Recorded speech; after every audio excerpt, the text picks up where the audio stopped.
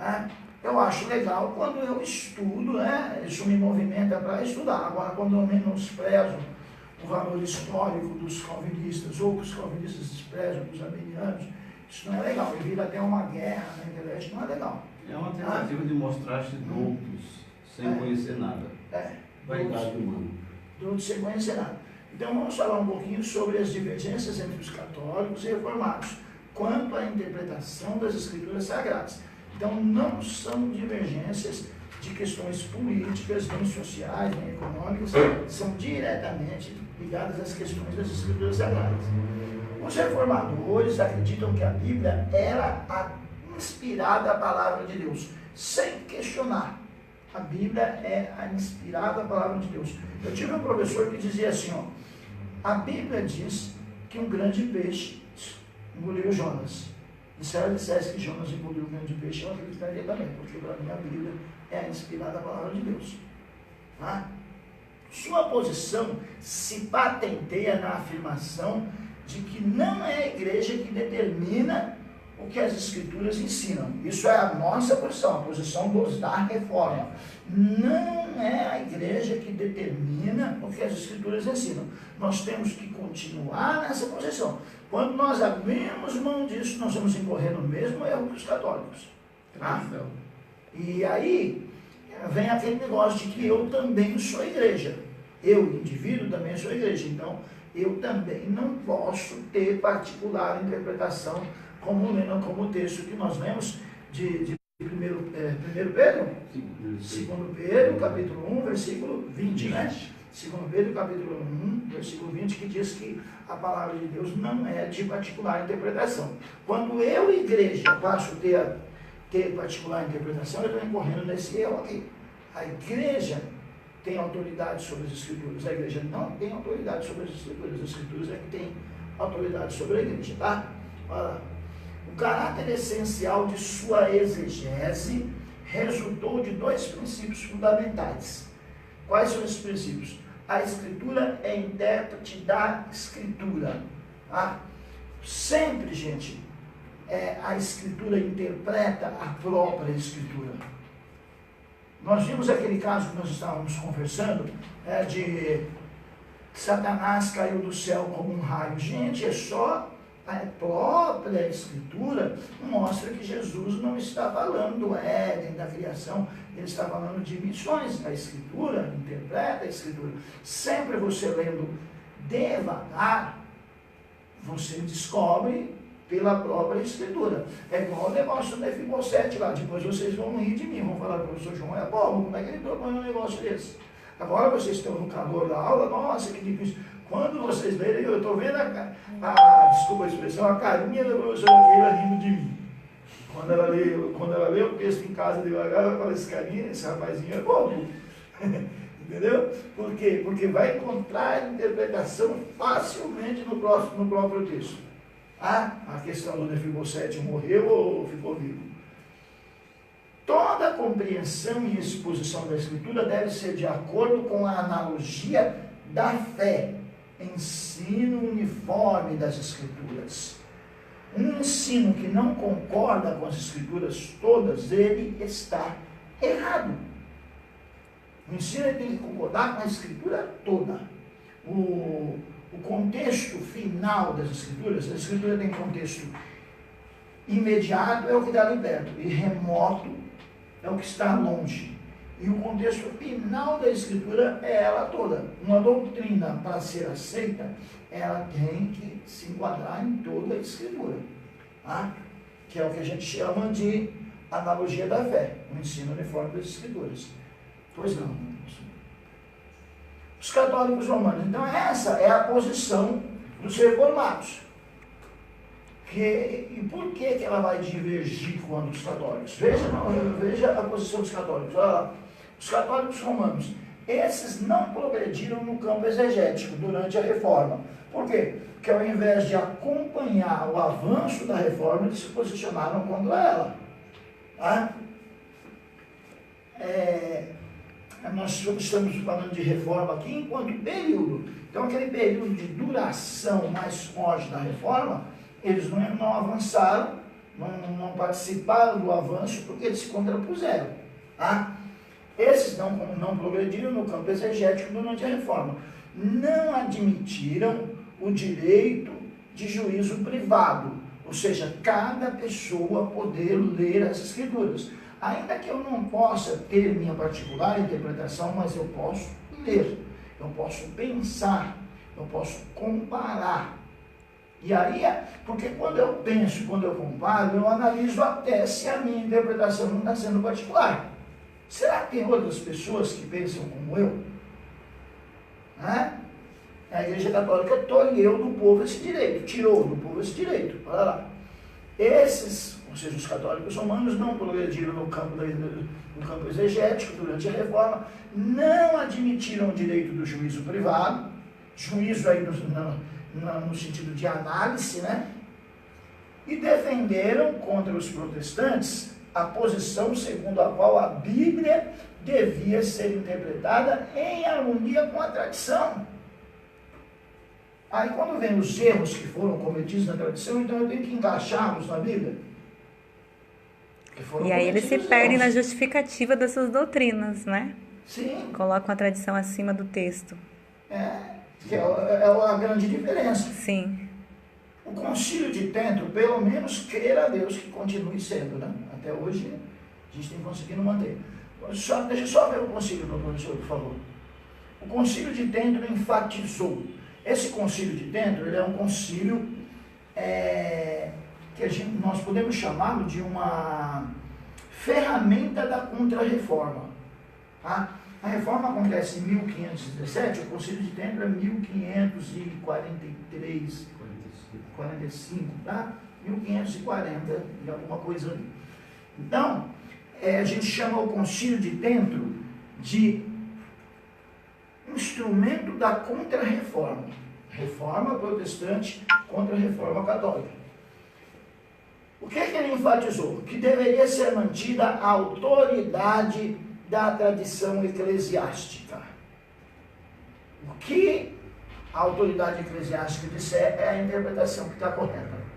Aí você pega a autoridade eclesiástica num dia ruim, sabe o que vai acontecer? Ela está de mau humor. A autoridade eclesiástica num dia ruim. Pedro estava conversando com os gentios, batendo papo, tapinha nas costas. Vocês viram que gostoso, a descida do Espírito Santo. Quando os judeus chegaram, Pedro, saiu do meio dos gentios. Paulo chamou Pedro e falou: que negócio é esse, rapaz? Nós somos servos de Deus ou pecadores? Que acepção de pessoa é essa? Vai. Pedro era autoridade eclesiástica. Ele tinha autoridade? Sim ou não, senhor? Sim. Que devia ser mantida a autoridade da tradição eclesiástica. A tradição eclesiástica é falível. A autoridade eclesiástica é falível. Então, para os católicos, o Papa é acima da Bíblia, né? O Papa é acima da Bíblia. Uhum. Agora, de tanto a gente questionar, porque a tecnologia para isso ela foi muito boa, usa para o mal quem quer, a tecnologia abriu a possibilidade do questionamento. Então, hoje, alguns católicos se assustam e abrem o olho para a questão da infalibilidade papal. Que a questão da infalibilidade papal da Idade Média e princípio da Idade Média era indiscutível, né? Os senhores que conhecem a história da igreja sabem o peso que isso tinha. Uhum. Né?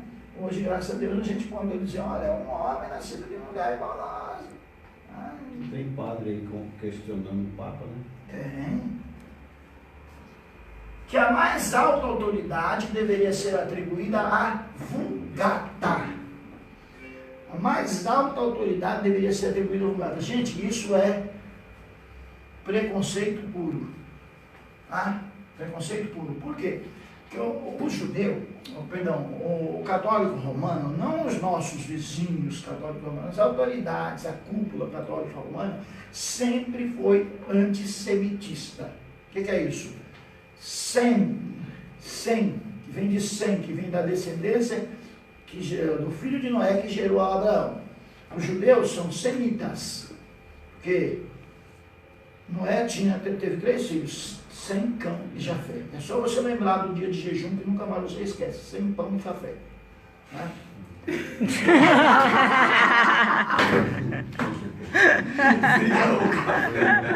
Essa é sua exegese? Nós estamos ao vivo no Face. Então, Abraão tem, Noé tem 3 filhos, Sem, Cão e Jafé. De Sem vem os semitas, de onde vem Abraão e Jesus Cristo segundo a carne. Os católicos romanos sempre foram antissemitas, sempre foram contra os descendentes de Abraão, sempre foram contra os descendentes de Abraão. E aí a Vulgata, a Igreja Católica Romana, ela tinha os manuscritos chamado Antiga Latina. Como a língua é dinâmica, aqueles manuscritos foram ficando ultrapassados. E aí Damaso IV pediu a Sofrônio, Eusébio e Jerônimo que produzisse uma versão. Ele produziu essa versão em um latim simples. A palavra vulgata aqui é simples. Da origem a palavra vulgar, mas não no sentido pejorativo que nós usamos hoje, vulgar no sentido de simples. Então a Vulgata Latina. Por que a Vulgata Latina? Porque a Vulgata Latina é a Bíblia preferida dos católicos. A Bíblia preferida dos católicos. E é uma versão? É uma versão. É uma versão como a Ara, como a Arque. Isso, é uma versão feita por Sofrônio e Eusébio Jerônimo. Uhum. Só que aí tem um segredo que a gente discute em história da igreja, em introdução à Bíblia, que quando Jerônimo foi fazer a versão, queriam que ele usasse para o Antigo Testamento a Septuaginta, que é grega. Eles disseram, não, a gente não quer conversa com grego, não. Disseram ao contrário, disseram para ele assim, usa somente a Septuaginta, somente a versão grega. Ele achava aquilo injusto, ele falava, peraí, mas foi escrito em hebraico, por que eu vou direto no grego? E ele pagou um rabino para ensinar hebraico para ele. Então a Vulgata Latina, o Antigo Testamento dela, reflete tanto o hebraico quanto o texto da Vulgata. Mas isso foi ele se posicionando firmemente contra Damaso, porque Damaso queria que a Vulgata fosse com base, o Antigo Testamento, com base só na Septuaginta, por causa do antissemitismo. Tá? Que a mais alta autoridade deveria ser atribuída à Vulgata, a Bíblia adorada pelos católicos.